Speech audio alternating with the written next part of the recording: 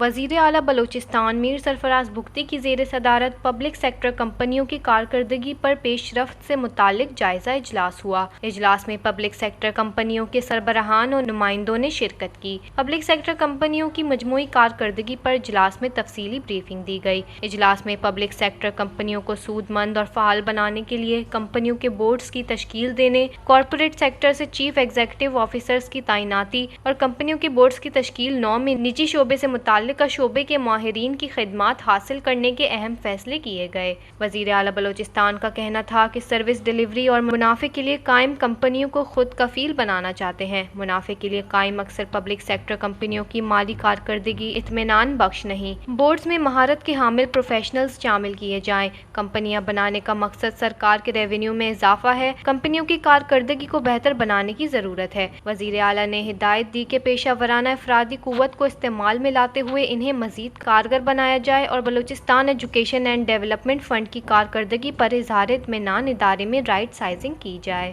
وش news, Quetta, Balochistan.